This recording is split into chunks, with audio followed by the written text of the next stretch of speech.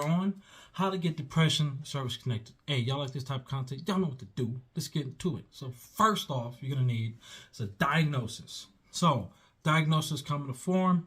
It could come from your active duty time. It could come post time. It's up to you to determine how where you're starting at in the claims process. Now, if you was active duty, you had issues, you had complaints of depression. However, you may not have a proper diagnosis. You may have just sought treatment. You may have those treatment notes in your records, as well as possible medication. Hey, pull this out. This is your link to service. Hey, if not, you can still do it. Only thing is going to take a little bit more work on your end, not so much the VA. So going into that, if you're out of service, you need a current diagnosis, go complain to your doctor, go seek treatment, go to a therapist.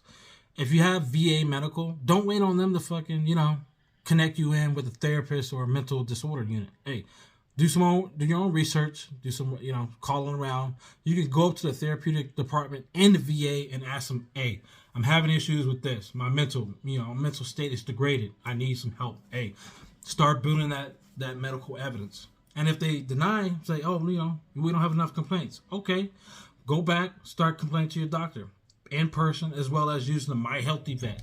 Complain every day until they assign you a doctor. If they're still not helping, put in a complaint to that doctor, talk to their supervisor, as well as go into the complaint process with the VA, go somewhere else. Hey, you can always go through community care.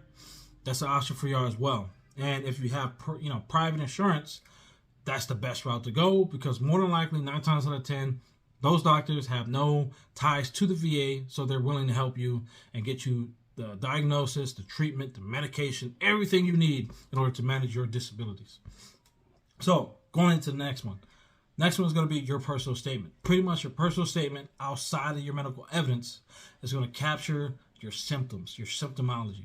And if you're trying to get anything higher than a 0 or a 10%, 0 to 10%, the VA recognizes, hey, you got a diagnosis, you have a little bit of issues, but we don't have enough information to give you anything higher than that. What do? Personal statement. Write down details, symptomology as it relates to the CFR 38. There's a list in there. You look up mental disorders, look up the 0 to 100% criteria. Those are all the symptomology that the VA is looking for per each tier of disability. For depression, you get anywhere from 0, 10, 30, 50, 70%, and 100%. But it depends on your symptomology and how you can articulate it to the VA. So going into the next one, it's going to be lay or buddy statements. Lay or buddy statements come from your wife, significant other, kids, fellow veterans, fellow active duty members. It could be professors at school. Best ones for this is going to be, your friends, spouse, and supervisors. Supervisors at work, possibly peers, but supervisors, because they're supposed to be over you. They're in a leadership position, and it's like, oh, hey, that X over here, he's always sulking in the corner. He's always, he's always in a dark mood. It's always something wrong with him. He's not completely there. It's okay. You got your medical evidence corroborating yourself, your story. You got your personal statement, spouse statement, friends, family, colleagues at work and school, supervisor. You have all this evidence. You submit that to the VA. There's no way you can't get at least 30% for that claim. Come on. Let's get it. Cheers. Get the coffee in here. Get the coffee, buckos. Kind of hot. Anyways, you have all that. You submit your claim. Hey, you're waiting for the VA to come back and either render you a percentage service, direct service, or secondary. You can always secondary depression to anything. If you have tinnitus, hey, ringing in the ears has caused me to go crazy. I can't do anything anymore. I'm always in a depressive mood, or back issues, knee issues. If you have any cancers, you can always secondary to that. Sleep apnea, you can secondary to that. You gotta always hook this CPAP machine up every night. It's like, God bless America. It's you can't sleep how you were. However, you gotta build. It's pretty much you gotta tell a story to the VA. Whatever story you tell them, that's the story that okay. Let's explore this a little bit, and they're either gonna render you a percentage and service connection off the back, or if they want, do formalities to get more information, because you didn't submit enough information to them, they're gonna order that CMP exam. It may be to clarify a couple things. It may be to clarify one thing. It's up to you to minimize what they need to clarify. Whenever you do go into that CMP exam, if you are ordered to, bring in the DBQ.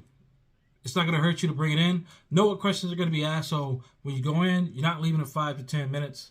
You know, you're going to be there for a good amount of time because you're putting that examiner in a position like, hey, I know what questions that you're supposed to be asking me. I got the DBQ to make sure you ask them. Go down. List your, when it gets to the symptomology section, tell them all your symptoms. If you can have your personal statement and any lay statements there, hey, here are all my, collaborating evidence that supports my symptomology. Then they're going to go into, okay, how does it affect your work and your personal life? Same thing. Look at those personal and lay statements, as well as this is what I'm telling you as well, blah, blah, blah, blah. At the end of the CMP exam, you should be able to look that CMP examiner straight in the eye, like, okay, do you plan on service connecting me? Yes or no? It should be yes at this point of all the advice I've given you, and you should be getting that percentage you delivered. Now, depending on what type of evidence you supply them, it's going to range between a 0% rating or 100%. 100% for the extreme cases. Most veterans, they get anywhere between 30 to 70%. It is what it is. 70% is good. If you can get 100%, hey, you got to read that criteria. You got to meet the symptomology. And it's pretty much, you can't function or hold down a job or obtain a job because of your disability. So, if y'all like this type of content, y'all know what to do. I'm going to sip this coffee until y'all fucking, y'all know what to do. Debo out.